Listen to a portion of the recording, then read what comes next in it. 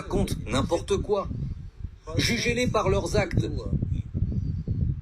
Ce sont des nazis finis, pitoyables, insignifiants, qui ont volé au peuple d'Europe leur droit à leur propre opinion, qui se moquent de la volonté des électeurs européens, qui ont violé le droit sacré de la propriété privée, la liberté d'expression.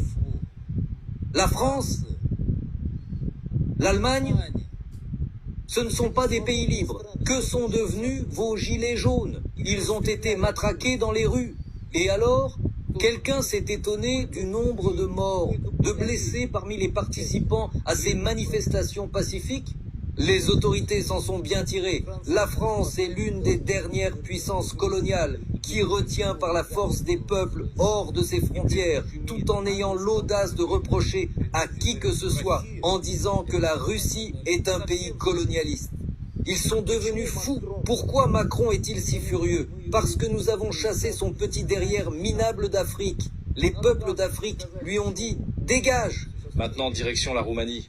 Eh bien, en Roumanie, maintenant, il faut réfléchir. Les chefs des services secrets français qui s'ingèrent dans la campagne électorale roumaine. Il fallait persécuter Pavel Durov parce qu'il a, en tant que propriétaire de Telegram, refusé d'instaurer une censure politique. De la censure. Vladimir, vous répétez plusieurs fois que vous êtes juif. Eh bien, j'ai entendu vos commentaires sur ce qui se passe actuellement à Gaza. Vous ne soutenez pas la politique de Netanyahou, si j'ai bien compris. Comment pourrais-je soutenir le meurtre de personnes innocentes? Si, pour quelqu'un, la nationalité d'un enfant tué fait une différence, il est gravement malade. Si un enfant juif est tué dans un attentat, mon cœur souffre autant que s'il s'agit d'un enfant russe. Si un enfant palestinien, français ou n'importe qui est tué, ce sont des victimes innocentes. Est-ce que je condamne les attentats à 100%? Est-ce que je considère ce qui s'est passé en octobre comme criminel? Aucun doute là-dessus. Est-ce que je pense que tous les terroristes doivent être éliminés? Oui. Est-ce que je pense que les otages doivent être libérés? Sans l'ombre d'un doute.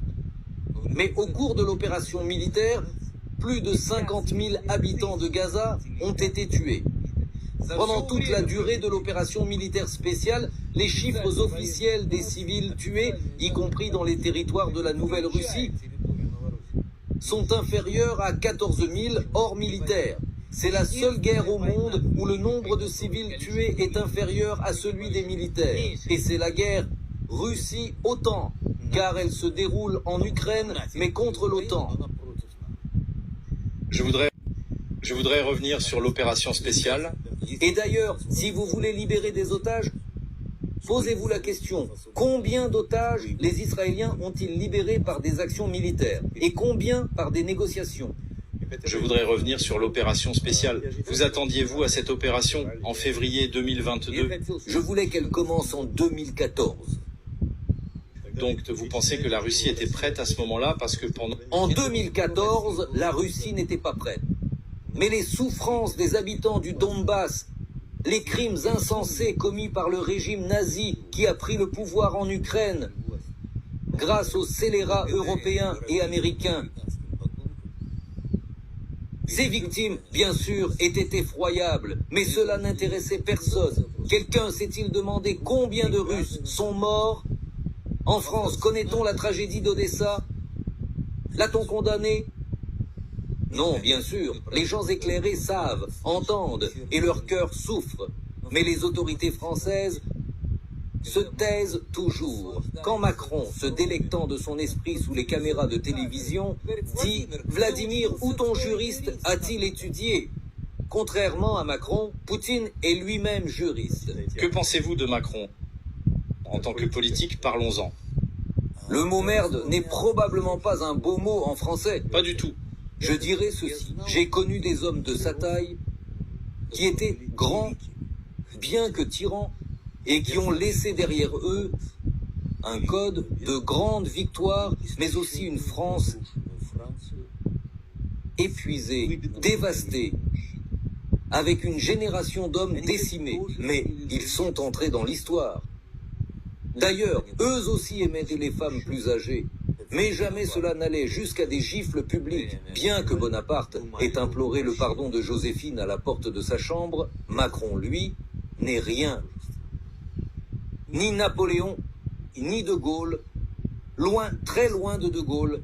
C'est un homme qui a transformé la France en risée. Quand je vous... Derrière Macron, qu'y a-t-il? Enfin, au moins en France, il y a des élections directes. Bien que, lorsque le vote des partis a eu lieu, le choix du peuple a été volé. On a nommé un Premier ministre et des dirigeants sans aucune majorité. En Allemagne, il n'y a même pas d'élection directe. Et si l'on parle de la structure répugnante de l'Union européenne, qui a élu ces gens? Qui a choisi Ursula von der Leyen, célèbre pour avoir volé des sommes phénoménales sur les vaccins? Et personne ne pose la question. Vous dites que